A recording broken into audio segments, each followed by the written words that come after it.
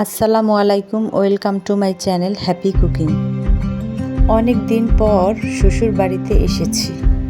এখানে হালকা হালকা শীতও পড়েছে। আজকের সমস্ত রান্না আমি নিজ হাতেই করেছি। আজকে সকাল থেকে কি কি রান্না করেছি আর কি কি খেয়েছি সেই সব কিছুই আপনাদের সাথে শেয়ার করব। এই সব কিছু দেখতে হলে ভিডিওর সঙ্গে থাকুন। শীতের সকাল আর পিঠা খাবো না, তাই কি কখনো হতে পারে? আমার শাশুড়ি মা প্রথমে পিঠা বানানোর জন্য পিঠার ব্যাটার গুলে নিয়েছে। এখন আমরা পিঠাগুলো তৈরি করার জন্য চুলায় একটা কড়াই বসিয়ে দিয়ে তাতে কিছু তেল দিয়ে গরম করে নিয়েছি। এখন এখান থেকে 1 চামচ ব্যাটার নিয়ে তেলে এরকম গোল করে জিলাপির মতো দিয়ে দিয়েছি। এখন একটা চামচের সাহায্যে পাশের থেকে তেল উঠিয়ে পিঠাটির উপরে দিয়ে দিচ্ছি, যাতে ভালোভাবে হয়ে যায়। এখন এখানে একটি পিঠা হয়ে গেলে আরেকটি পিঠাও দিয়ে দিচ্ছে। এখন পিঠাগুলো উল্টিয়ে পাল্টিয়ে ভেজে নিবে। এভাবে করেই আমরা সবগুলো পিঠা তৈরি করে নিয়েছি। পিঠাগুলো তৈরি হওয়ার পর আমরা পিঠা খেয়ে নিয়েছি। এরপরে 1 কাপ চাও খেয়ে নিয়েছিলাম। এখন আমরা সকালের নাস্তা শেষ করে নিয়েছি, তারপরে দুপুরের রান্না শুরু করব। আপনারা যদি এই পিঠাগুলোর নাম জানতে চান অবশ্যই কমেন্ট করে জানাবেন। দুপুরে রান্নার জন্য কড়াইতে কিছুটা তেল দিয়ে দিয়েছি। এরপরে দিয়ে দিলাম পেঁয়াজ রসুন বাটা। এরপর কড়াইতে সামান্য একটু পানি দিয়ে দেব 1 চা চামচ লবণ। এরপর 1 চা চামচ মরিচের গুঁড়া এবং 1 চা চামচ হলুদের গুঁড়া। এরপর ভালোভাবে মশলাগুলোকে কষিয়ে নিতে হবে, যাতে পেঁয়াজ রসুনের কাঁচা গন্ধটা চলে যায়। এই রান্নাগুলো আমি কিন্তু মাটির চুলাতেই করে নিচ্ছি। মশলাগুলো এখন ভালোভাবে কষানো হয়ে গেছে।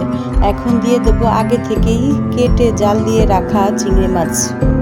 এখন চিংড়ি মাছগুলো আরও কিছুক্ষণ ভালোভাবে কষিয়ে নিতে হবে।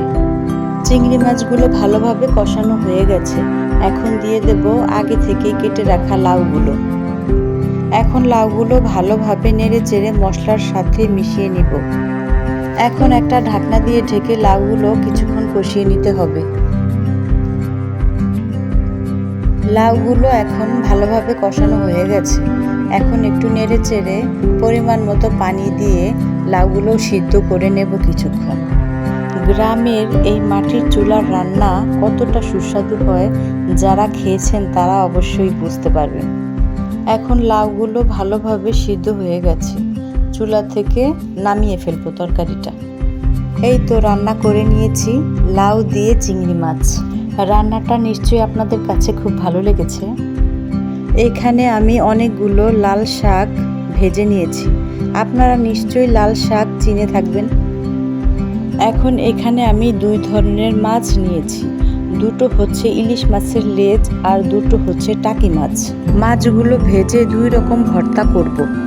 এখন এখানে আমি কিছু লাউয়ের খোসা আগে থেকে সিদ্ধ করে নিয়েছি। এখন এগুলো বেটে নিয়েছি। এখন এখানে নিয়েছি পেঁয়াজ রসুন ভাজা, মরিচ আর লবণ দিয়ে বেটে নিব। এরপর নিয়েছি ইলিশ মাছের লেজগুলো কাটা বেছে মিহি করে বেটে নিব। ইলিশ মাছের লেজগুলো ভালোভাবে বেটে নিয়ে লাউয়ের খোসা বাটার সাথে একসাথে হাত দিয়ে ভালোভাবে মেখে নিব। এখন রেডি হয়ে গেল ইলিশের লেজ দিয়ে লাউয়ের খোসা ভর্তা। এখন চলে যাব টাকি মাছের ভর্তা বানানোর জন্য। এখন এখানে নিয়েছি পেঁয়াজ রসুন ভাজা, শুকনা মরিচ আর লবণ। পেঁয়াজ মরিচ বেটে নিয়ে টাকি মাছগুলো কাটা বেছে ভালোভাবে বেটে নিয়েছি।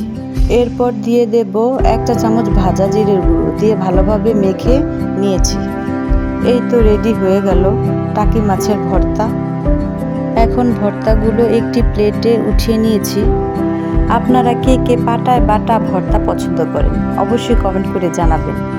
এখানে আমি আরও রান্না করেছি ছোট ছোট মাছ ভুনা। এই ছিল আজকের মতো আয়োজন। সকলে ভালো থাকুন, সুস্থ থাকুন।